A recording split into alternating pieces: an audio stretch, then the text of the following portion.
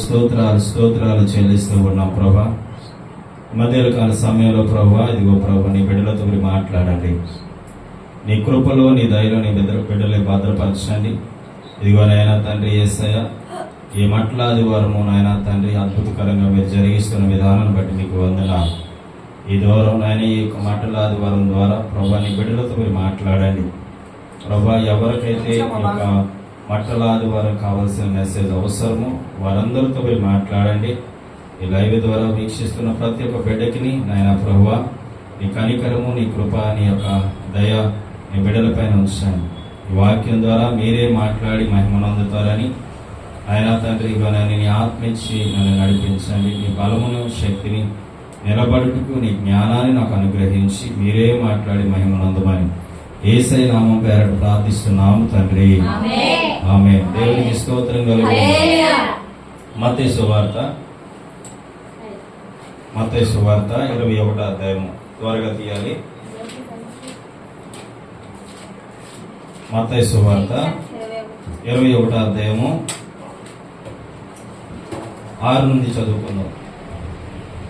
శిష్యులు వెళ్ళి తమకు ఆజ్ఞాపించిన ప్రకారం చేసి, తమకు ఆజ్ఞాపించిన అక్కడ తమకు అన్న దగ్గర యేసు ఆజ్ఞాపించిన అని రాసి చదువుకోండి. యేసు ఆజ్ఞాపించిన ప్రకారం చేసి, శిష్యులు వెళ్ళి యేసు తమకు ఆజ్ఞాపించిన ప్రకారం చేసి ఆ గాడిదను దాని పిల్లలు తోలుకొని వచ్చి వాటి మీద బట్టలు వేయగా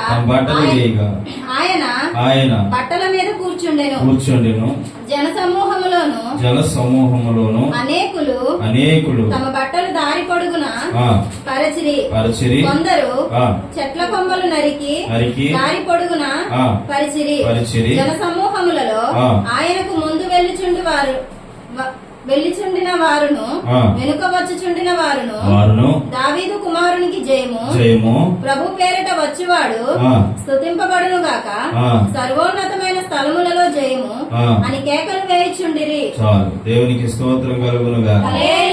దావీదు కుమారునికి జయము. ఏం చెప్పండి? దావీదు కుమారునికి జయము.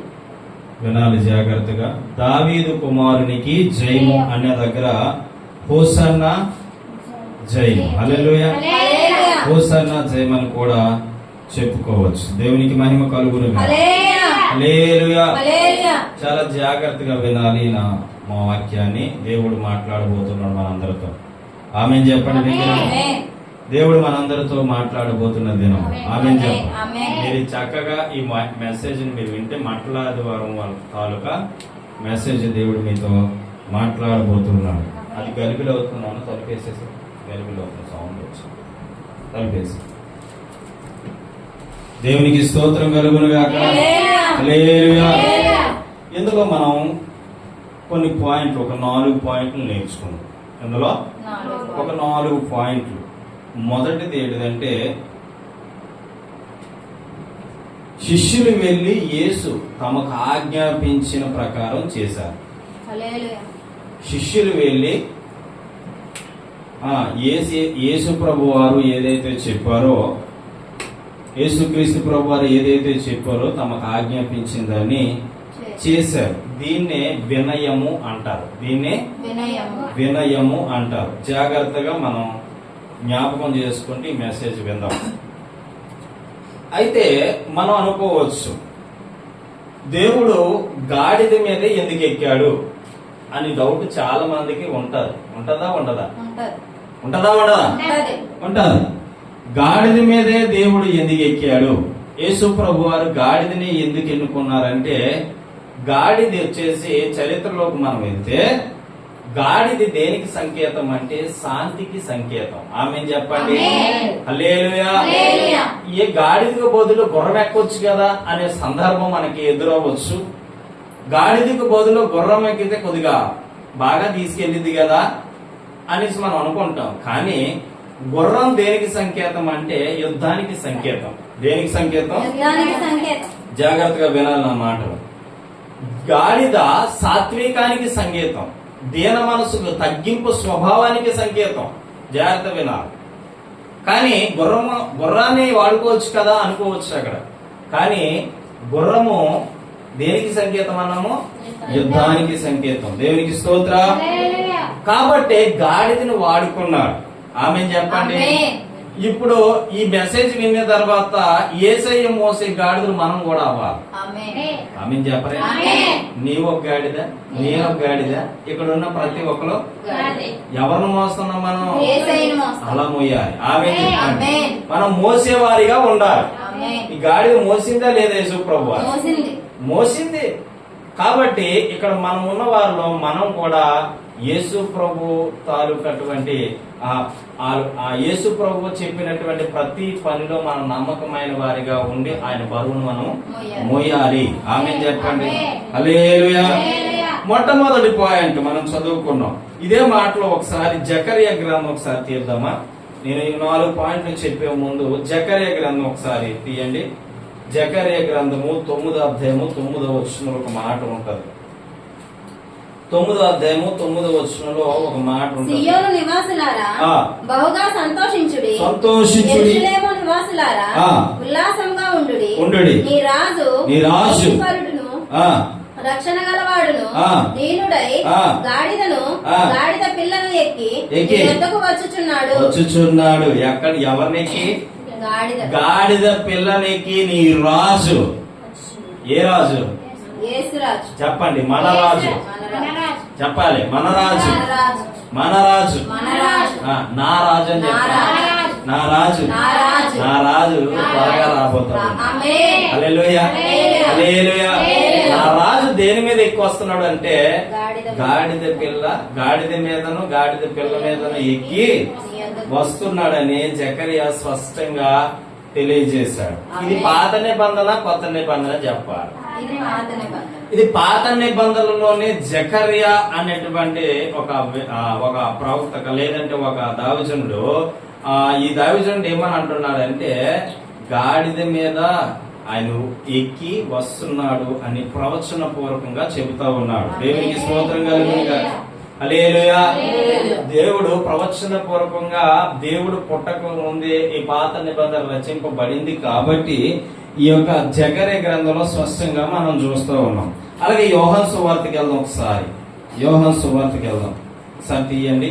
మీకు 4 పాయింట్లు చెప్తాను. 4 పాయింట్లోనే ఈ ముందు చూపించి మళ్ళా మీ దగ్గరికి నేను వస్తాను. యోహాను సువార్త 12వ అధ్యాయం అనుకుంటా. ఒకసారి తీద్దామా? 12వ అధ్యాయము 14-15 వచ్చిన ఒకసారి చదువుదాం. 12వ అధ్యాయం. ఒక నిమిషం.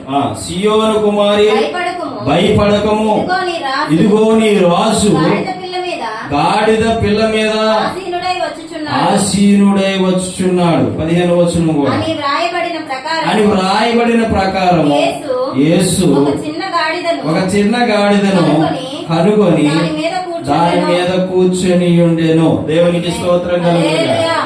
ఈ యొక్క 3 మాటలు మనం చదువుకున్నాం. దీంట్లో నుండి 4 పాయింట్లు చెప్పుకున్నాం. ఆమె చెప్పండి. హల్లెలూయా. హల్లెలూయా. మన రాజు గాడిద పిల్ల మీద ఎక్కువ వస్తున్నాడు. గాడిద కొనే లక్షణాలు కొన్ని చెప్పాలి. మీరు గాడిద కొనే లక్షణాలు చెప్పండి. చెప్పండి. ఓకే. గాడిద బరువు మోస్తుంది. ఇంకా నెమ్మదిగా నడుస్తుంది. ఇంకా ఇంకా చెప్పాలి.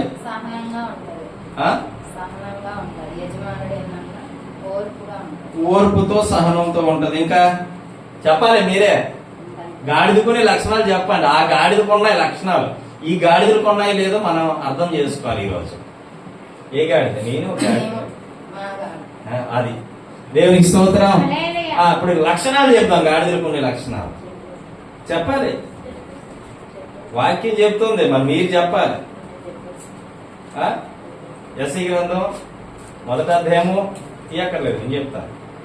1వ అధ్యాయం 2వ వచనం చదువుకుంటే ఎద్దు తన కామందు నెరుగును, గాడిద తన సొంత వాణి. అంటే అర్థం ఏంటి?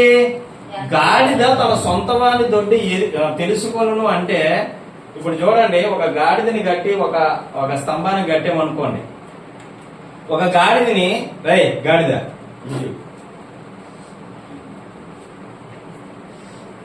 గాడిదని కట్టి స్తంభానికి కట్టామనుకోండి, గాడిదకి కన్నేసి స్తంభానికి కట్టామనుకోండి, అది ఏం చేస్తుంది?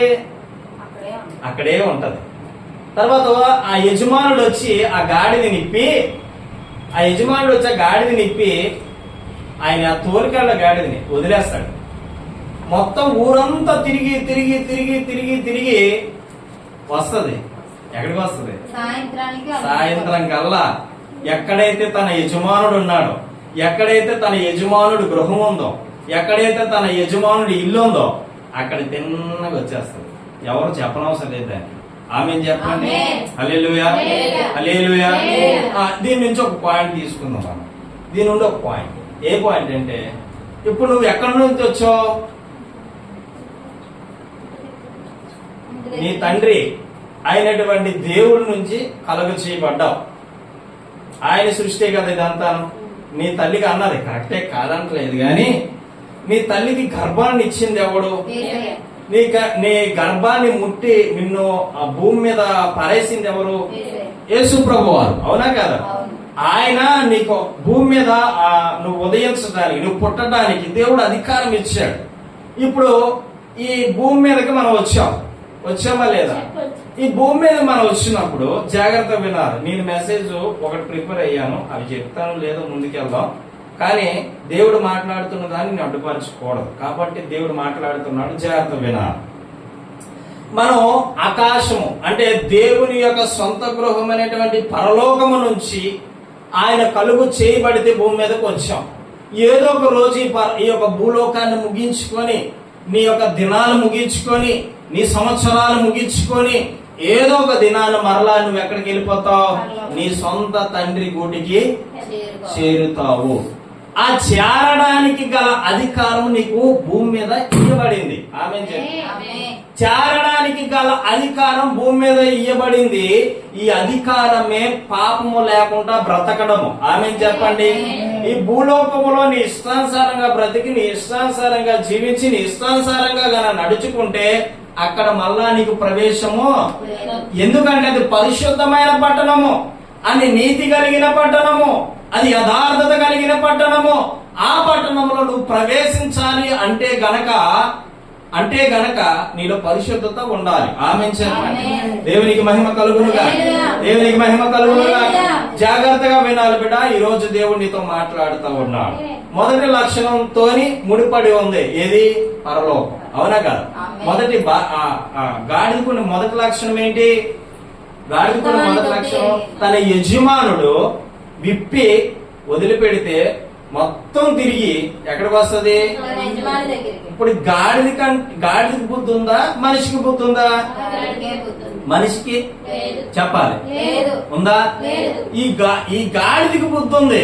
నోరు లేని మోగ జీవాలవి, కానీ దానికి బుద్ధి ఉంది, నీకు లేదు. ఈ రోజు నువ్వు తెలుసుకోవాలి. నీ తండ్రి దగ్గర నుంచి, పరలోకము నుండి దేవుడు నిన్ను కలుగు చేసి భూమి మీదకు పంపించాడు. భూమి మీదకు పంపించిన తర్వాత ఏదో ఒక రోజున యాత్ర ముగిసిపోద్ది, ఏదో ఒక రోజున దినాలు ముగిసిపోతాయి, ఏదో ఒక రోజున సంవత్సరాలు ముగిసిపోతాయి. మరలా నేను నా ప్రభు దగ్గరికి వెళ్ళిపోవాలి, నా పరమ తండ్రి ఇంటికి చేరుతాననేటువంటి గుణగణాలు నీకున్నాయా? లేదు. కాబట్టి గాడిదకున్న బుద్ధి కూడా నీకు లేదు. మొదటి లక్షణం. ఓకే, రెండోది చెప్పాలి. ఏం చెప్పారు? రెండోది ఏం చెప్పారు? అరే చెప్పండారా, గాడిదకున్న రెండో లక్షణం చెప్పండి. అందరు లేదు. మోస్తుందా? యజమానుడు ఏదైతే చెప్తాడో దాన్ని ఏం చేస్తుంది? దాని మీద బరువులు మోసినప్పటికీ ఎంత బరువు పెడతాడంటే, ఇక్కడ మీకు తక్కువ. మా పల్లెటూరులో గాడిదల మీద సాకల వాళ్ళు, అంటే బట్టలు వాష్ చేసేటువంటి వాళ్ళు ఏం చేస్తారంటే దాని మీద విపరీతమైన బట్టల బరువు పెడతారండి. తడి బట్టలు పెడతారు, పొడి బట్టలు పెడతారు. మా సైడ్ ఇంకొకటి ఏంటంటే బొగ్గులు అమ్ముతారు. మా ట్రైబల్ ఏరియాస్ మా సైడ్ ఆ బొగ్గులు బస్తాలు కూడా 4-5 బస్తాలు దాని బీప్ మీద పడేసి తెచ్చేటువంటి వారు. నేను చిన్నతనంలో, ఇప్పుడు లేదు కానీ అక్కడక్కడ ఉన్నాయి, పెద్దగా లేవు. కానీ ఎంత బరువు యజమానుడు పెట్టినా ఆ గాడిద మోస్తుంది. ఆమేన్ చెప్పండి. హల్లెలూయా. హల్లెలూయా. మీరు జాగ్రత్త వినాలి, నా మాటలు వింటే మీకు క్లారిటీ వస్తుంది ఈరోజు. ఎంత బరువు పెట్టినా ఆ యజమానుడు తన ఏమి అన్నం పెడుతున్నాడు, చక్కగా చూస్తున్నాడు, హ్యాపీగా బ్రతుకుతున్నాడు, కానీ కష్టపడాలి కొంచెం. అవునా? కష్టపడితేనే ప్రతిఫలం ఉందని సంగతి గాడిది ఎరిగింది. ఆమె ఎరిగింది కాబట్టే తన యజమానుడు ఎంత బరువు పెట్టినా మోసుకొని వెళ్తా ఉంది. బరువులు మోసేది అంటే కష్టపడే స్వభావం. ఆమె చెప్పండి. హల్లెలూయా, హల్లెలూయా. ఈ రోజు కష్టపడే స్వభావం గాడిదకు ఉంది, మనుషులకు ఉందా? ఉందా? అరే చెప్పండి దగ్గరగా. లేదు, మనుషులకి లేదు. భార్య తెస్తే భర్త కూర్చొని తింటాడు, భర్త తెస్తే భార్య కూర్చొని తింటారు. తల్లిదండ్రులేమో కష్టపడితే పిల్లలు జులాయిగా తిరుగుతారు. వీళ్ళకి కష్టపడే మనసు ఉండదు. కొంతమంది చూస్తూ ఉంటారు, కొంతమంది నేను కష్టపడడానికి ఇష్టపడరు కానీ తినడానికి మాత్రం ముందే ఉంటారు. వీళ్ళు కష్టపడడానికి ఇష్టపడరు, డబ్బులు తెచ్చి ఇంట్లో పెట్టరు, ధనాన్ని తెచ్చి ఇంట్లో పెట్టరు. తల్లిదండ్రులు కష్టపడితే నాకు చెప్పులు కొనలేదు, నాకు షూ కొనలేదు, నాకు బట్టలు కొనలేదు, పుట్టినరోజు కార్యక్రమాలు చేయలేదు, ఆ తర్వాత పెళ్లి రోజు కార్యక్రమాలు చేయలేదు, నీ ఆస్తి నేను నీ కడుపులో పుట్టాను కదా, నువ్వెందుకు పెట్టవు నాకు, నువ్వెందుకు ఇవ్వవు నాకు అని మళ్ళా రుబాబు చేస్తా ఉంటాడు. అందుకే గాడిదకుని బుద్ధి మనిషికి లేదు. ఈరోజు కష్టపడే మనసు లేదు. కొంతమంది కష్టపడతారండి, వారు జోబుల్లే నింపుకుంటారు తప్ప ఇంట్లో ఒక రూపాయి తెచ్చిపెట్టరు. వీరికైనా బుద్ధి ఉందా అంటే వీరికి లేదు. ఉందా?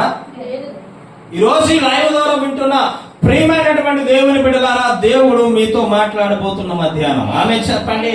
హల్లెలూయా. దగ్గర చెప్పండి. హల్లెలూయా. ఈ రోజు దేవుడు మీతో మాట్లాడుతున్నా. కష్టపడే స్వభావము ఎవరికి ఉంది? గాడిదలో ఉంది. ఆ గాడిదకి తెలుసు, నీకు కష్టపడకపోతే నా యజమానుడు తిండి పెట్టడు, నాకు కష్టపడకపోతే నా యజమానుడు నాకు తిండి పెట్టడు అని ఎరిగింది.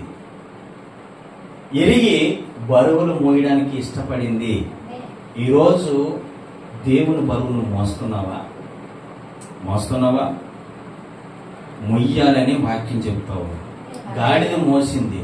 ప్రపంచమంతా ఈ రోజు మట్లాదివారం అనే సందర్భంలో ఎక్కువగా మాట్లాడేది గాడిద కోసం మాట్లాడతారు. ఎందుకో తెలుసా? గాడిద మీద దేవుడు ఎక్కాడని కాదు కానీ గాడిదకి ఎంత ఘనత ఉందో ఈ రోజు ప్రతి దావిజనుడు వివరిస్తారు. ఆమె ఆ గాడిదకు ఉందండి, ఆ గాడిదకు ఉంది బుద్ధి. మరి మనకి ఆ లక్షణాలు ఉండొద్దా? ఒకవేళ వాండర్ గాని లేదా ఆ యొక్క యజమానుడు గాని అరే నువ్వు బరువు మోయలేదు అని కొట్టాడు అనుకోండి, బాధపడ్డం తప్ప రెండోది అది కానీ అనుకోకుండా గట్టి తంతే ఏమవుతుంది? వాండర్ గట్టి తన్నింది అనుకోండి, గాడిద ఏమవుతుంది? వాండర్ పేగులు రాలిపోతాయండి. కడుపు మీద అంటే ఏమవుతుంది? కానీ అది అనుకుంటది, ఏమని అనుకుంటుందో తెలుసా? నా యజమానుడికి నేను లోబడి ఉండాలి. ఆమె చెప్పండి. నా యజమానుడికి నేను లోబడి ఉండాలి అనేటువంటి సంకేతాన్ని సూచిస్తూ ఉంది ఈ గాడిద. దేవునికి స్తోత్రం కలుగును. హల్లెలూయా, హల్లెలూయా. తర్వాత ఇంకో మాట చెప్పాలి. నెమ్మది కలిగి నడుస్తుంది. ఆతృతగా పరిగెట్టదు, ఆతృతగా వెళ్ళిపోదు, ఆతృతగా మాట్లాడదు. అది మాట్లాడలేదులేండి, కానీ ప్రజల బట్టి నేను చెప్తా ఉన్నా, ప్రతి దానికి తొందరపడుతుంది. అదవుతుందా? ఆలస్యం అయిపోతుందని ఒకలాగా, ఆలస్యం కాలేదని ఒకలాగా, బరువు పెడితే ఒకలాగా, బరువు పెట్టకపోతే ఒకలాగా, ఏముండదండి, ఒకేలాగా వెళ్తారు. అంటే తొందరపాటు నిర్ణయాలు ఆ గాడిదకి లేవు. తొందరపాటు నిర్ణయాలు లేవు. మరి నీకు నాకు ఎందుకు ఉన్నాయి? గాడిద బుద్ధి మంచిదా, నీ బుద్ధి మంచిది? ఏ బుద్ధి మంచిది చెప్పాలి బిగ్గరగా. అమ్మా చెప్పాలి. ఏ బుద్ధి మంచిది? గాడిద బుద్ధి మంచిది. ఎందుకో తెలుసా? ఎందుకో తెలుసా? గాడిదని చూసి నేర్చుకోమని ఈ రోజు ప్రభు మీతో మాట్లాడతాడు. హల్లెలూయా, హల్లెలూయా. గాడిద బుద్ధి మంచిది. ఎందుకో తెలుసా? నెమ్మదిగా చక్కగా స్వాఫీగా నడుచుకొని వెళ్తారు. తొందర పడదు, ఆతృత పడదు, సమయం దొరికింది కదా పరిగెత్తదు. అర్థమవుతుందా? ఎప్పుడు ఒకేలాగా, బరువు ఎత్తినా ఒకేలాగా, బరువు దించినా ఒకేలాగా నడుస్తా ఉంటది. దేవునికి స్తోత్రం కలుగును. ఈ రోజు ప్రభు పరిచర్యలో నువ్వు ఉన్నావు, ప్రభు పరిచర్యలో నువ్వు జీవిస్తున్నావు. దీని ద్వారా గాడిదకి నీకున్న లక్షణాలను నీ వేరియేషన్ చేసి మాట్లాడుతున్నావు. జాగ్రత్తగా గమనించాలి.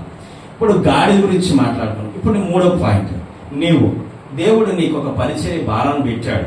దేవుడు ఒక పరిచర్య భారాన్ని నీలో పెట్టాడు, ప్రతి ఒక్కరిలో పెట్టాడు. ఈ భారాన్ని నీ బాధ్యతగా తీసుకున్నావా? ఏ రోజైనా కరెక్ట్గా దేవుడు కనుక అమ్మా దేవుడిగా ఇలా చెప్తున్నాడు ఇలా చెయ్యాలని కరెక్ట్గా దేవుడు దైవజనుడితో మాట్లాడి నీకు బరువు పెట్టాడు అనుకో, నువ్వు బరువు పెట్టినప్పుడు ఏమొచ్చి నేను ఇంత బరువు మొయ్యలేను, ఏమంటున్నావు? నేను ఇంత బరువు మొయ్యలేను, నేను ఇంత బరువు మొయ్యలేను అని చెబుతూ ఉన్నావు. అంటే నువ్వు గాడిద కంటా గొప్పదానివి, దేవుడు మాట కంటా నీ స్వభావమే గొప్పదని నువ్వు నిర్ణయించుకుంటున్నావు. ఇది మంచిది కాదని ప్రభు సెలవిస్తా ఉన్నా. దేవునికి స్తోత్రం కలుగునుగా. హల్లెలూయా, హల్లెలూయా. జాగ్రత్త వినాలి ప్రియమైనటువంటి దేవుని బిడ్డలారా. ఈ గాడిద కొన్ని లక్షణాలు మనలో కొన్ని లేవు, కొన్ని కాదు చాలా లేవు. ఇంకా చాలా లక్షణాలు ఉన్నాయి గాడిదకి, ఇంకా చాలా లక్షణాలు ఉన్నాయి గాడిదకి, మనకు లేవు. అంటే గాడిదని చూసి ఈరోజు నేర్చుకో. ఆ గాడిద మీద ప్రభు ఎక్కాడు కాబట్టి గాడిదకి ఘనత వచ్చింది. ఈ రోజు ఎక్కడో ఏదో మూలలో ఏదో దేశంలో ఉండే గాడిద కోసం ఈ రోజు వివరించుకుంటున్నాం. అంటే కారణం ఏంటో తెలుసా?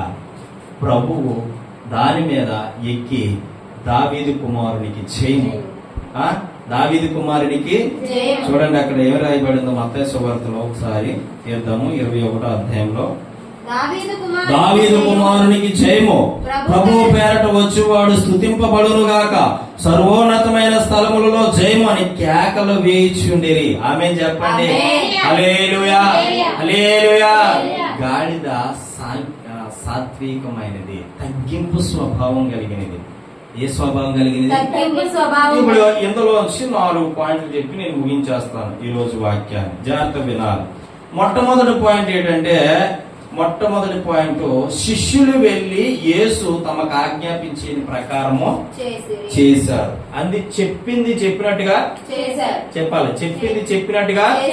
దాన్ని మనం మన భాషలో ఏమంటాం? వినయం అంట. విన్నారు, దేవుని మాట విన్నారు.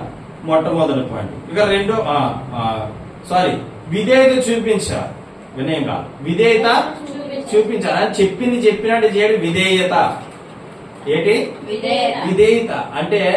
నేను ఏదైనా మీకు చెప్పినప్పుడు మీరు చేశారనుకో, నా పట్ల ఎంత విధేయత చూపిస్తున్నాడు ఆ కుమారుడు, నా పట్ల ఎంత బాగా చేస్తున్నారు ఈ కుమారుడు. ఇందాక రాగానే ఒకటి చెప్పాను, టైం అయిపోయినప్పుడు చేస్తారు. ఎవరికి కావాలి పరిచర్య?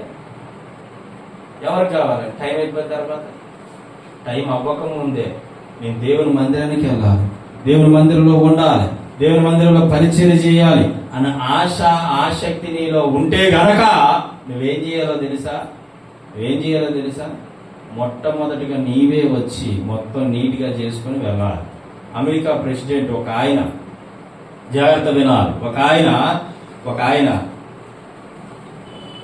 క్యాన్వే చూసారా? ఇప్పుడు మంత్రులు కూడా క్యాన్వే వస్తుంది. క్యాన్వే అంటే తెలుసు కదా, 4 వెనకాల 4 కార్లు, ముందు 4 కార్లు, మయ్య నేను కారు ఉండి గబగబా 6లో కొట్టుకొని వస్తుందరా. కానీ అమెరికాకి అధ్యక్షత వహించినటువంటి ఒక వ్యక్తి ఆదివారం సెలవు పెట్టుకోనట మందిరానికి వచ్చి మందిరంలో పరిచర్య చెయ్యాలనే ఉద్దేశంతో మందిరానికి వస్తూ పోతున్న వారి చెప్పులు తీసట లైన్ లో పెడతా ఉన్నాడట. ఎంతమంది సెక్యూరిటీ ఉన్నారో తెలుసా? ఎంతమంది సెక్యూరిటీ ముందు ఆ చెప్పులు తీసి చెప్పులు స్టాండ్ లో పెడతాడట. అమ్మా మీరు ఇక్కడ చెప్పులు ఇప్పండి, నేను తీసి స్టాండ్ లో పెడతానని చెప్తున్నాడట ఒక అధ్యక్షుడు. అంటే అమెరికాని పరిపాలించే ఒక నాయకుడు ఏమంటున్నాడో తెలుసా? ఈ చెప్పులు విప్పండి, నేను తీసుకెళ్లి స్టాండ్ లో పెడతాను అని చెప్పేసి చెబుతా ఉన్నాడట వచ్చిన ప్రతి ఒక్కరికి. కానీ ఆయన ఎవరో అనుకుంటున్నారట, దూరం నుంచి చూసుకొని అందరూ ఎవరో అనుకుంటున్నారు. మొత్తానికి ఈయన చూస్తే బయటకు వచ్చి ఆ చెప్పులు చెప్పినన్ని కూడా స్టాండ్ లోను పెడుతూ ఉన్నాడట. ఒకటి.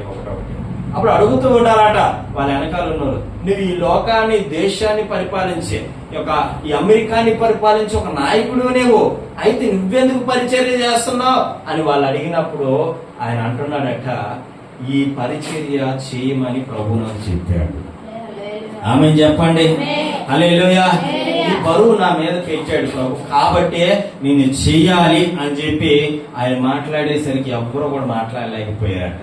ఎంత గొప్ప స్టేజ్ లో ఉండి, ఎంత గొప్ప స్థాయిలో ఉండి నీవు చెప్పులు తీసుకెళ్లి ఆ స్టాండ్ లో పెడుతున్నావా? ఎంత విధేయత నీకు! చెప్పింది చెప్పినట్టు చేస్తా ఉన్నావు. ఈ రోజు నువ్వు చేస్తున్నావు చెప్పింది చెప్పినట్టుగా. నీ దావిజనుడు వస్తున్నాడే, మార్గం మధ్యలో ఉన్నాడమ్మా, మరి సేవకులు వస్తున్నారమ్మా, నువ్వు ముందుకు వెళ్ళమ్మా అంటే తీరా మోసి తీరంగా వచ్చి 12:30 కల్లా వచ్చి మొత్తం శుభ్రం చేసేస్తావు. కాస్త నీకు జ్ఞానం ఉందా? కాస్త నీ మైండ్ సెట్ ఎలా పనిచేస్తా ఉంది? నువ్వు ముందుగా వచ్చి పరిచర్య చేయాలని ఆశ లేదా నీకు? ముందుగా వచ్చి దేవుని సన్నిధిలో ఉండాలని ఆశ లేదా నీకు? ముందుగా వచ్చి దేవుని పరిచారకులుగా మారాలని ఆశ లేదా? అమెరికా పరిపాలించే నాయకుడు నేర్చుకున్నాడు. అమెరికాని ఎంత విధేయత చూపించాడో అంత గౌరవాన్ని పొందుకోగలిగాడు. ఈ రోజు ఎవరో చూడకపోవచ్చు నువ్వు పరిచర్య చేసింది. ఎవరో ఒక సేవకులు చూడాలి, సేవకురాండ్రులు చూడాలి, వాళ్ళు చూడాలి, వీళ్ళు చూడాలి. ఎప్పుడు అనుకోకు, ఒకటే అనుకో, నా పరిచర్య దేవుడు చూడాలి. హల్లెలూయా చెప్పండి. హల్లెలూయా చెప్పండి. కరోనా సీజన్ లో మీకు చెప్తున్నాను, కరోనా సీజన్ లో మా పాస్టర్ గారు ప్రార్థన పెట్టనిచ్చేవాళ్ళు కాదు. ఎక్కడ కూడా ప్రార్థన పెట్టించకపోతే ఆయన ఏమన్నాడు తెలుసా? అర్ధరాత్రి 12 గంటలు లేచి, ఇది లైవ్ ప్రకారంగా చెప్తా ఉన్నా, అర్ధరాత్రి 12 గంటలకు లేచి, మన ఊరిలో ఏ ఒక్క పేషెంట్, కరోనా పేషెంట్ లేడు, మాది పల్లెటూరు కాబట్టి ఏ కరోనా పేషెంట్ లేడు కాబట్టి అర్ధరాత్రి 12 గంటలకి లేచి మీ ఇళ్లలో విడిచిపెట్టి నీట్గా స్నానం చేసి బ్రష్ చేసుకొని మందిరానికి 12:30 కల్లా వచ్చి కూర్చోండి అని చెబితే 3 కిలోమీటర్ల దూరం అండి నా భార్య పిల్లలు మేము లేచి అర్ధరాత్రి 12:30కి లేచి వెళ్ళి మందిరంలో పరిచర్య చేసి మందిరం అంతా అయిపోయేసరికి నేను తిరిగి వచ్చేసరికి ఉదయం 5 అయిపోయేది. జాగ్రత్త ప్రియమైనటువంటి దేవుని పిల్లలు, ఎందుకు ఈ మాట చెప్తున్నాను అంటే, నీకు ప్రభు ఒక కృపనిచ్చాడు, పరిచర్య చేసేటువంటి కృపనిచ్చాడు. అది నీకు ధన్యతగా నువ్వు ఎందుకు ఎంచుకోవట్లేదు? అది నీకు విధేయతగా నువ్వు ఎందుకు తీసుకోవట్లేదు? నీతో ప్రభు చెప్తే చేస్తావా? దేవుని సేవకుడు చెప్తే చెయ్యవా? అంటే ప్రభువే చెప్పాలా నీతో? ఈ లక్షణాలు కొంతమందిలో ఉంటాయండి, అందరిలో ఉండవు. కానీ ఎంత పరిచర్య చేస్తే అంత ఆశీర్వాదం పొందుకుంటాం. ఆమేన్ చెప్పండి. దేవునికి మహిమ కలుగునుగా. ఇది శిష్యులు యేసు చెప్పిన దాన్ని యేసు చెప్పిన దాన్ని ఏం చేశారు? మానకుండా దేవుని వాక్యానికి వాళ్ళు ఏం చేశారంటే దేవుని మాటకి చెవి యొగ్గారు. దేవునికి స్తోత్రం కలుగునుగా. హల్లెలూయా, హల్లెలూయా. ఇక రెండో మాట చూడండి, జాగ్రత్త వినాలి. రెండో మాట యేసు గుర్రంపై కాకుండా గాడిదపై వచ్చాడు. ఇది వినయాన్ని సూచిస్తుంది. దేని సూచిస్తుంది అంటే, వినయం అంటే ఏంటి చెప్పండి? వినయం అంటే ఏంటి చెప్పండి? తగ్గించుకోవడం. ఏంటి? తగ్గించుకోవడం. అవునా కాదా? ఇప్పుడు చూడండి, ఫిలిప్పీలు రాసిన పత్రిక 2వ అధ్యాయం ఒకసారి చదువుదాం. చూడండి, ఫిలిప్పీలు రాసిన పత్రిక 2వ అధ్యాయం. మీరు జాగ్రత్త వింటున్నారని నేను అనుకుంటున్నాను. ఫిలిప్పీలు రాసిన పత్రిక, అపోస్తుడైనటువంటి పౌలు రాసినటువంటి ఫిలిప్పీలకు రాసిన పత్రిక.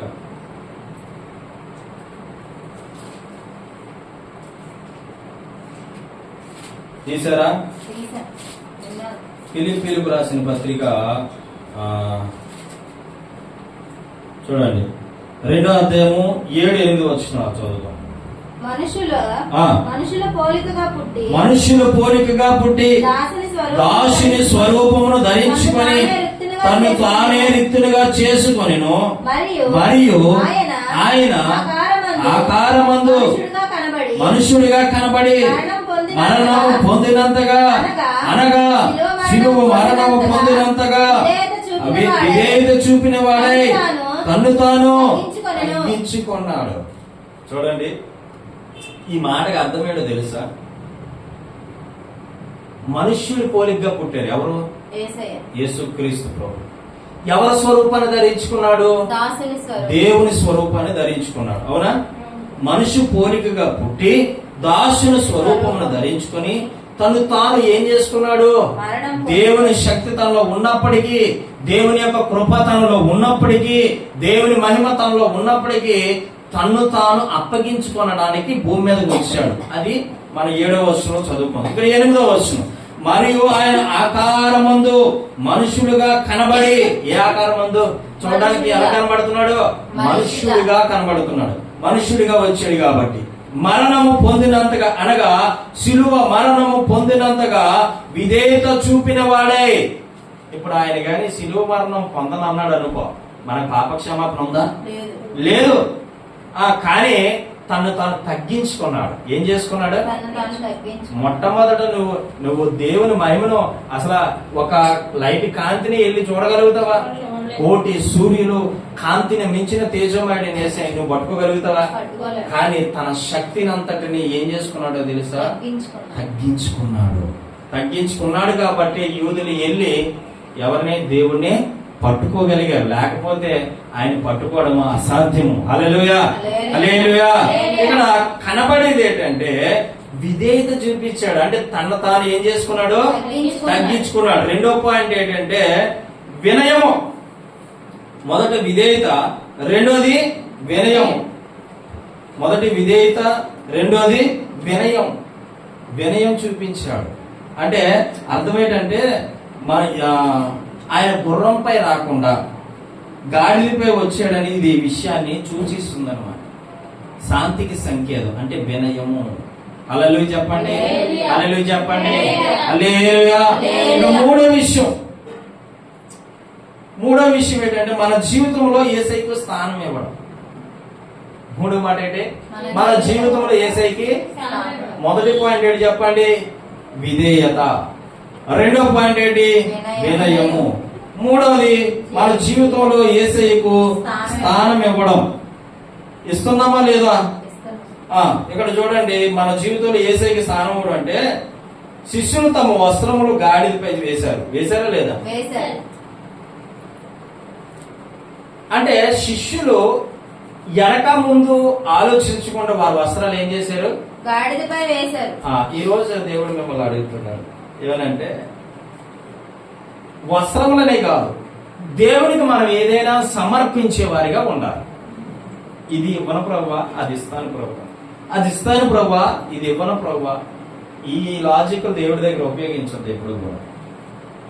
ఈ లాజిక్లు ఎప్పుడు దేవుడి దగ్గర ఉపయోగించుకు. నేను వాక్యాన్ని బోధిస్తున్నాను, వాక్యాన్ని ప్రిపేర్ అయ్యాను, ఇది ఉదయాన్ని ప్రిపేర్ అయిన బట్టి వాక్యం చెప్తున్నా. నాకు ఇది అవసరం, ఇది ఇవ్వను, ఇంకోటి ఇస్తాను, అది అనవసరం. అలాంటిది ఎందుకు? కొంతమంది చూడండి, కొంతమంది కారు వేసేటప్పుడు సిరిగిపోయిన నోటి తీస్తారండి. అన్ని నోట్లు బాగానే ఉంటాయి, జోబులు ఉంటాయి, కానీ సిరిగిపోయిన నోటి తీసుకొచ్చి కారు వేసేస్తారు. ఆయన చూడ్డానా? మొన్న మా మందిరంలోని ఎప్పుడెప్పుడు ముక్కు వాసన చిరిగిపోయిన నోట్లు అన్ని తీసుకెళ్లి ఇది జగదంబ సెంటర్ తీసుకెళ్లి మార్చుకొచ్చిన. ఎన్ని నోట్లు అంటే 2600 పైచీలు, 2600 నోట్లు తీసుకెళ్లి 10 రూపాయల నోట్లు మార్చా. అన్ని ఎలగొత్తనే ముక్కు వాసన. ఎప్పటి నుంచి పాపం దాచిందో ఆ యొక్క కానుకలు పెట్టి నుంచి ఆ పాస్టరమ్మ గారు, మా ఆత్మీయ తండ్రి వాళ్ళ భార్య ఎప్పుడు నుంచి దాచిందో ఏమన్నా చిన్న ఇది తీసుకెళ్ళి సిటీ వెళ్తున్నావు కాబట్టి నువ్వు సిటీలో మార్చేసే అని చెప్పి ఇచ్చింది. నేనేం చేసి ఇంటికి తీసుకొచ్చి ఒక 6 రోజులు పెట్టుకున్నా. ఈ వాసన ఆ వాసన కలిపి మామూలు వాసన రాలే. తిన్నగా తీసుకొచ్చి మారిస్తే మొత్తాన్ని 400 కొట్టేశాడు. మొత్తం ఉన్న డబ్బులు ఇచ్చేశాడు. దేవునికి స్తోత్రం కలిగి. అంటే నోట్ల కట్టలు బాగానే ఉంటాయండి, కానీ చిరిగిపోయిన నోటే తీస్తారు. అరిగిపోయినా 5 పైసలు దేవుడికి కానుకలు ఇస్తారు. నిజముగా దేవుడికి కానుకలు ఇస్తారు. ఎంత ఇస్తారు? 5 రూపాయలు, 10 రూపాయలు. అడుక్కున్నాడు కదా దేవుడు కదా. దేవుడు అడుక్కున్నాడు కదా నీ దగ్గర 5 రూపాయలు 10 రూపాయలు. అమ్మో మరి ఈ రోజు వేసిస్తే మొత్తం డబ్బులు వేసిస్తే మరి నాకు ఛార్జీ ఉండద్దు, నడిచి వెళ్తాను ఏంటి? ఏ నడిచి వెళ్తే కనుక వచ్చిందా నీకు? ఎలాగ ఆలోచిస్తారంటే శిష్యులు ఆలోచించలే, వారు వస్త్రాలు నూతన వస్త్రాలు తీసి పరిచారు. దేవునికి స్తోత్రం కలుగును. రాజు నా కింగ్ నా దేవుడు వస్తున్నాడు అనగానే వారికి నూతన వస్త్రాలు పరిచారండి. ఆమేన్ చెప్పండి. హల్లెలూయా. వస్తుంటే నూతన వస్త్రాలు పరిచారు. కానీ కొంతమంది ఏమంటారండి, పాత బట్టలు కొంటాం అన్నట్టు వస్తుంది. పాత బట్టలు ఒకవేళ సేవకులు వచ్చి ఆ కుర్చీలో కూర్చున్న దాని మీద కనీసం ఆ ధూళి చూడరు. మంచినీళ్ళు తాగుతాననేసి అంటే కనీసం గలాస్ గడగదు. నేను చాలా పర్యాయం నేను చూస్తూ ఉంటాను చాలా దగ్గర. అంటే నువ్వు అర్థం చేసుకోవాలి, నీట్నెస్ కాదు అక్కడ, దేవుడు ఈయనతో ఉన్నాడు. ఆమె చెప్పి ఈ సేవకుడితో నా దేవుడు ఉన్నాడు, నేను నా దేవుని చూస్తున్నా ఆయన కాదు అనేటువంటి ఆలోచన నీలో ఉండాలి. ఆమె చెప్పండి. దేవునికి స్తోత్రం కలుగునుగా. హల్లెలూయా హల్లెలూయా. శిష్యులు ఏం చేశారంటే బట్టలో పరిచయం. అది ఎన్నో మాట చూడండి, మత్తయి సువార్త. ఇప్పుడు మళ్ళా మత్తయి సువార్త పోతాం. 21వ అధ్యాయం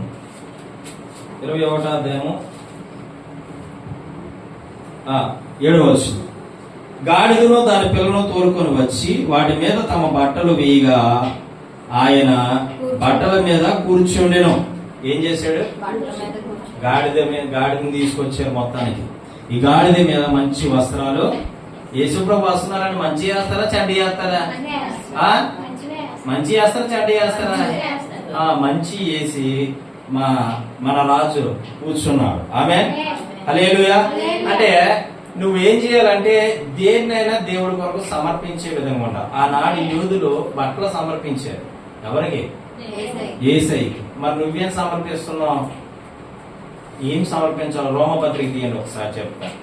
రోమపత్రిక ఏం సమర్పించాలో అక్కడ రాయబడి ఉంది. రోమపత్రిక 12వ అధ్యాయం మొట్టమొదటి మాట. నువ్వేం చేయాలి? వాళ్ళు బట్టలు పరిచారు కాబట్టి సహోదరులారా పరిశుద్ధమును దేవునికి అనుకూలమైన సజీవయాగముగా మీ శరీరములు ఆయనకు సమర్పించుకోండి. ఎవరికి చెప్పండి? దేవునికి సమర్పించుకొనుడని. చాలు చాలు చాలు. ఎవరికి సమర్పించాలి? ఇప్పుడు సమర్పిస్తున్నారు. మరి వాళ్ళు బట్టలు వేసారు, నువ్వు ఎలాగే ఇవ్వలే గాని అంటే ఈయనని కాదు, మీరు చెప్తున్నాను. దేవుడు మాట్లాడుతా ఉన్నాడు. దేవునికి స్తోత్రం కలుగును గాక. ఆయన మంచి వస్త్రాలు వేసి దేవుడు కూర్చోబెట్టి దావీదు కుమారుడికి జయమంటున్నాడు. మరి వాళ్ళు సమర్పించారు బట్టలు. నువ్వేం సమర్పించావో తెలుసా? దేవుని కొరకే నీ యొక్క శరీరాన్ని ఆయనకు సమర్పించు. దేని కొరకు సమర్పించాలి? నీ శరీరము సజీవ యాగముగా మీ శరీరములో ఆయనకు సమర్పించుడి. ఆయనకు సమర్పించాలి. ఎవరికి? ఆయన అంటే ఎవరు? యేసుక్రీస్తు ప్రభు. చెప్ప, యేసుక్రీస్తు ప్రభు వారికి నీ శరీరాన్ని సమర్పించాలి. నీ శరీరం ఎవరికి ఇచ్చినావనుకో పాడైపోయేది నువ్వే, ఆ గోతులో పడేది నువ్వే, నీ జీవితాన్ని పాడు చేసుకునేది నువ్వే, నీ భవిష్యత్తును నాశనం చేసుకునేది నువ్వే. ఈ రోజు ఒక శరీరముతో ఎంతమందితో పాపం చేస్తారో తెలుసా? చాలా మంది. ఇది దేవునికి ఇష్టం లేని కార్యము, ఇది దేవునికి ఇష్టం లేనటువంటి పని. కాబట్టి నువ్వేం చేయాలో తెలుసా? నీ శరీరముతో ఎవరిని కనపరచాలనుకున్నావు? పెళ్లిలో అంటారు, నా శరీరముతో నిన్ను కనపరిచేదను అనే ప్రమాణాలు ఉంటాయి. ఈ భార్యని కాకుండానో వీడు ఇష్టం వచ్చినట్టు చేస్తూ ఉంటాడు, ఇష్టం వచ్చినట్టు బ్రతుకుతూ ఉంటారు, ఇష్టం వచ్చినట్టు జీవిస్తూ ఉంటారు. ఈ ప్రభు చెప్తున్నాడు ఏంటంటే నీ శరీరాన్ని ఆయనకి సమర్పించు. హల్లెలూయా హల్లెలూయా. మూడో మాట ఏంటంటే వారు జీవితంలో యేసుకు స్థానం ఇవ్వడం.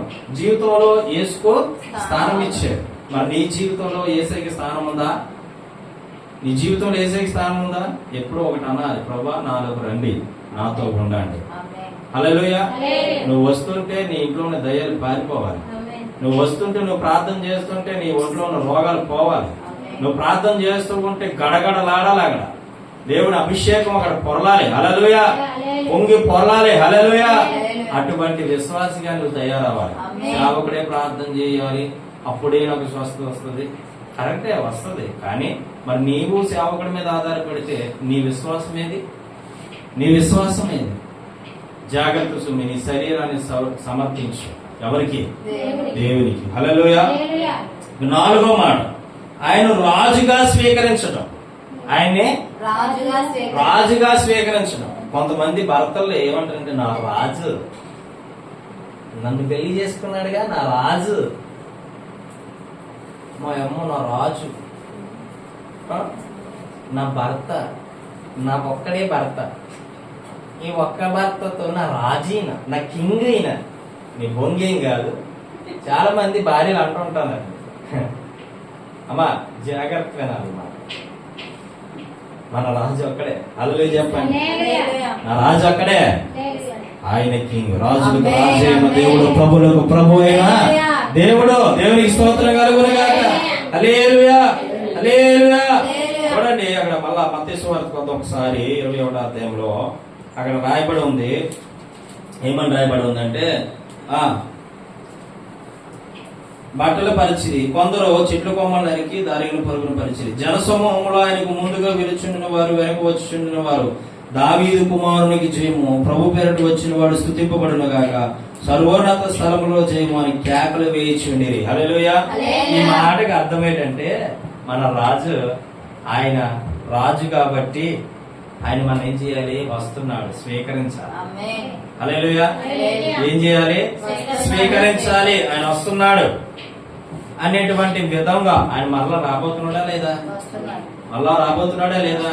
ఆయన 2వ రాకడ మళ్ళా రాబోతున్నాడు. ఆమె చెప్పండి. ఆయన వస్తాడు. నేను ఆయన కొరకు వేచి ఉన్నాను. వేచి ఉండాలి. ఏం చేయాలి? మొట్టమొదటిగా నీ జీవితంలో ఆయన రాజుగా స్వీకరించాలి. అంతేగాని నీ భర్త కాదు నీకు రాజు. కొంతమంది అంటారు, నా కొడుకు ఎదగాలి, ఆడు ఈ వీధికే రాజు అయిపోతాడు, మా ఊరికి ప్రెసిడెంట్ అయిపోతాడు. కొంతమంది గర్వపు మాటలు మాట్లాడుతూ ఉంటారు.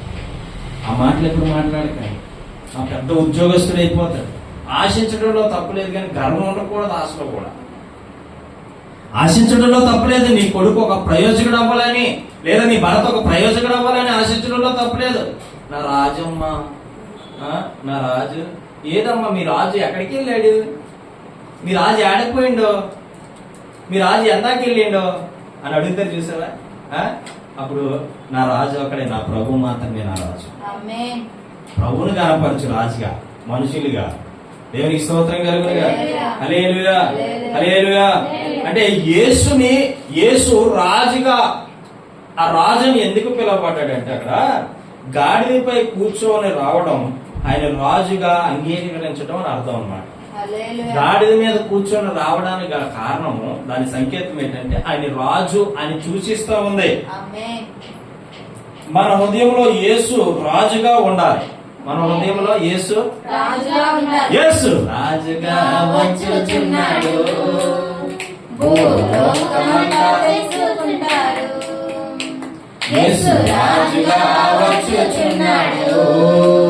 భూలోకమంతా తెలుసుకుంటాడు.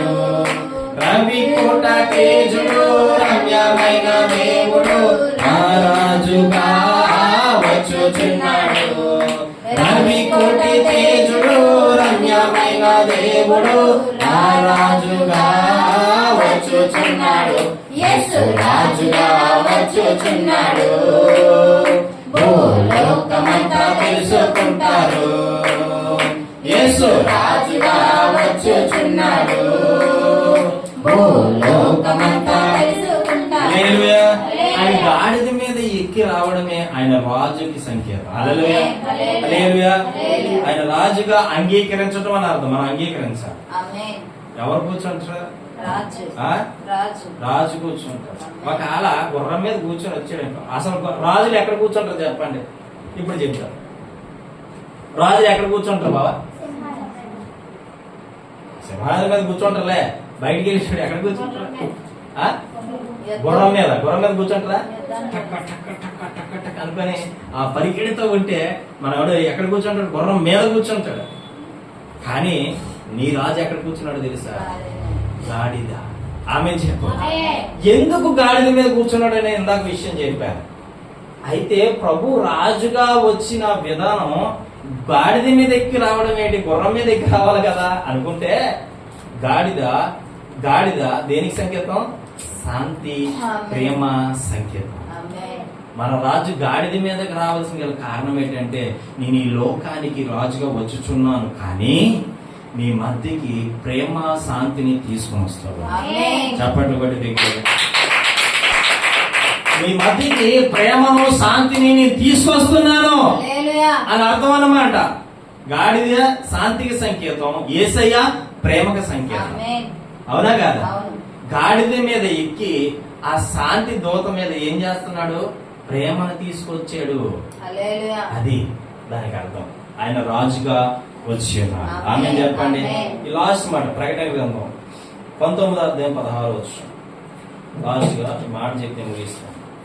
19వ అధ్యాయము 16వ వచనం జాగ్రత్తగా గమనించాలి. రాజులకు రాజును ప్రభులకు ప్రభువును అను నామము ఆయన వస్త్రము మీదను తొడ మీదను రాయబడి ఉన్నది. హల్లెలూయా, హల్లెలూయా, హల్లెలూయా. ఏంటంట? రాజులకు రాజును ప్రభులకు ప్రభువును అను నామము ఆయన వస్త్రముల మీదను తొడ మీదను రాయబడి ఉన్నది. హల్లెలూయా. అందుకే ఆయన ఆ గాడిద వాహనం ఎక్కంగానే రాజు వస్తున్నాడు. చెప్పండి, నా రాజు వస్తున్నాడు, నా రాజు వస్తున్నాడు. చెప్పండి దగ్గర, నా రాజు వస్తున్నాడు, నా రాజు వస్తున్నాడు. త్వరలో ఆయన మరలా రాబోతున్నాడు. హల్లెలూయా, హల్లెలూయా. రాజులకు రాజు, నీకు రాజు, నాకు రాజు, ప్రపంచ దేశాలకు అన్నిటికీ రాజు. ఈ దేశానికి నరేంద్ర మోడీ రాజు అయితే ఆయన సృష్టించినవాడు ఇంకొక ఆయన ఉన్నాడు. ఆయనే మా కింగ్, నా దేవుడు. నేను కనపరుచుతున్న నా దేవుడు, నేను సేవిస్తున్న నా దేవుడు, నేను ఆరాధిస్తున్న నా దేవుడు, నేను ప్రేమిస్తున్న నా దేవుడు, ఆయన నా రాజు. హల్లెలూయా. రాజు త్వరలో మళ్ళా రాబోతా ఉన్నాడు. అవని క్రియలు బట్టి వారికి ప్రతిఫలం ఇయ్యబోతా ఉన్నాడు. ఆ రాజు వస్తున్నాడు. కాబట్టి ఈ గాడిద ద్వారా కొన్ని విషయాలు మనం తెలుసుకున్నాం. అలాగే ఈ వాక్యం ద్వారా కూడా కొన్ని పాయింట్స్ మనం తెలుసుకున్నాం. మొదటి పాయింట్ విధేయత, రెండో పాయింట్ వినయము, మూడో పాయింట్ జీవితంలో మనకు స్థానము, మన హృదయంలో స్థానం ఇవ్వడం, నాలుగో మాట యేసు రాజుగా అంగీకరించడం లేదా స్వీకరించడం. యేసును రాజుగా అంగీకరించాలి. దేవునికి స్తోత్రం కావాలి, దేవుని స్తోత్రం కలుగును. అంటే అర్థం చేసుకో, నీవు రాజుగా ఈయనొక్కడే ఉండాలి. నీ మనసులో ఈయనొక్కడే ఉండాలి, నీ హృదయంలో ఈయనొక్కడే ఉండాలి. ఆయనే రాబోతా ఉన్నాడు. మన యొక్క మనల్ని మోసేవాడు ఆయన. మనం ఆయన మోత్రం ఏంటి లేదే, ఆయన పరిచర్యలు మోత్రం ఏంటి లేదే, ఆయన పనులు మోత్రం ఏంటి లేదే, కానీ ఆయన మనల్ని మోస్తున్నాడు. నువ్వు ఆయన మోసినా మొయ్యకపోయినా నేను నిన్ను మోస్తాను. హల్లెలూయా, హల్లెలూయా. మోస్తున్నా, నీ భారాన్ని మోస్తున్నాడు, నీ యొక్క ఆలోచన మోస్తున్నాడు, నీ తలంపులు మోస్తూ ఉన్నాడు. ప్రయాసపడి భారం మోస్తున్న సమస్త జనులారా నా ఎద్దుకు రండి, నీ ప్రాణాలకు విశ్రాంతి కలుగు చేస్తున్న దేవుడు నీ భారాన్ని ఆయన మోస్తూనే ఉన్నాడు. అందుకే యెషయా గ్రంథం 6:9 వచనంలో ఎలాగనక మనకు శిశుపుత్రును ఆయన భుజం మీద ఈ రాజ్య భారములన్నీ ఉన్నాయి అని చెప్తా ఉంది వాక్యం. అంటే ఆయన నీ భారాన్ని మోస్తూ ఉన్నాడు, నీ బాధ్యతను మోస్తూ ఉన్నాడు. ఒకవేళ తండ్రి పిల్లల బాధ్యత మోయుడు, తండ్రి కుటుంబ బాధ్యత మోయుడు, తండ్రి కుమార్తె బాధ్యత మోయుడు, కానీ మోసేది ఎవరో తెలుసా? నీవు నా వైపు చూసి నన్ను సేవించి నన్ను ఆరాధించి నన్ను గణపరిస్తే కనుక, నన్నంటే నేను కాదు, నా దేవుని గణపరిస్తే కనుక ఖచ్చితంగా నీ భారాన్ని ఆయన మోస్తాడు. హల్లెలూయా. అందుకే ఆయన రాజులకి రాజు, ప్రభులకి ప్రభు. దేవునికి మహిమ కలుగునుగా. హల్లెలూయా. వాక్యం దేవుడు దీవించునుగా, ఈ వాక్యాన్ని దేవుడు ఆశీర్వదించునుగా. ఈ వాక్యమైన ప్రతి ఒక్క బిడ్డని, ప్రతి ఒక్క కుటుంబాన్ని దేవుడు అత్యధికంగా దీవించునుగా. ఆమేన్. ప్రార్థన చేసుకుంది కళ్ళు మూసుకోండి.